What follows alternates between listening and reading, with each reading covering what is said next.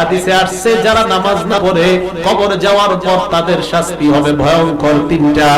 এক নাম্বার ইয়াদিকুল কবরু আলাইহি হাত্তা তাখতালিফা আযলাউহু, কবর এমন ভাবে তাকে চাপ মারবে তার শরীরের হাড্ডিগুলো একটা আরেকটার মধ্যে ঢুকে যাবে। দুই নাম্বার ওয়ায়ুকাদু আলাইহি ফিল কবরি নার, তার কবরের মধ্যে আগুন জ্বালায়া দেওয়া হবে। তিন নাম্বার ওয়ায়ুসাল্লাতু আলাইহি ফিল কবরি সুবান, তার কবরের মধ্যে বিশাল বড় একটা অজগর সাপ দেওয়া হবে। সাপটা কত বড়?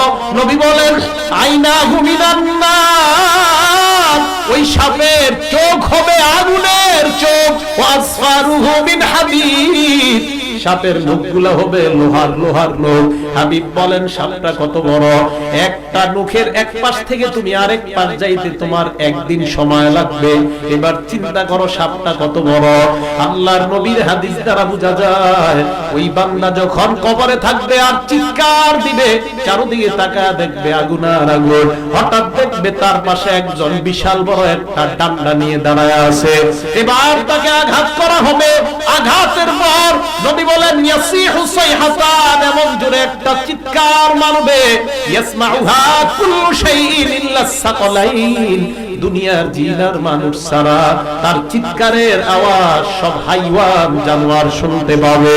এই জন্য মুফতিরা বলেন গোরস্থানে গরু ছাগল বাঁধা ঠিক না, কারণ গরু ছাগল গোরস্থানে বাঁধলে ওই গোরস্থানে যদি আযাব হয় গরু ছাগল লাফালাফি শুরু করে দেয়, কারণ দুনিয়ার মানুষ আর জিন ছাড়া কবরের আযাব সবাই বুঝতে পারে। তাই নবী কবরের সামনে বসে বললেন সাহাবাদের দল, এই কবরের আযাব থেকে তোমরা আল্লাহর কাছে পানাহ চাও। কেন নবী এই কথা বললেন? অন্য বর্ণনায় বলেন ফাইন্না জামিনহু ফামা বাদাহু আইসার, আল্লাহর নবী বলেন কবর থেকে যদি রেহাই পেয়ে যাও এর পরের ঘাটিগুলা তোমার জন্য আল্লাহ একদম পানির মতো সহজ বানায়া দিবেন। কবরের যদি অবস্থা সঠিক হয়, সহজ হয়, পরের অবস্থাগুলো আবার আপনার জন্য একদম সহজ, একদম সহজ। নবী বলেন ফাইল্লাম ইয়ানজু মিনহু ফামা বাদাহু আশা, আর যদি কবর থেকে রেহাই না পায় তো পরের অবস্থাগুলো হবে তার ভয়ঙ্কর। এই জন্য কবর আমাকে আপনাকে ডাক দিয়ে বলে আনা বাইতুদ দুদ, আমি পোকামাকড়ের ঘর। আমাকে আপনাকে কবর ডাক দিয়ে বলে আনা বাইতুল ওয়াহদা, আমি একাকিত্বের ঘর। আমার কাছে আসার আগে চিন্তা ভাবনা করে আসবা। আমাকে আপনাকে ডাক দিয়ে বলে আনা বাইতুল ওয়াহদা, আনা বাইতুল গুরবা, আমি অপরিচিত ঘর, আমার মাঝে কোনো পরিচয় নাই। কবর বলে আনা বাইতুত তুরাব, আমি মাটির ঘর। আমার কাছে আসার আগে চিন্তা ভাবনা করে আসবা।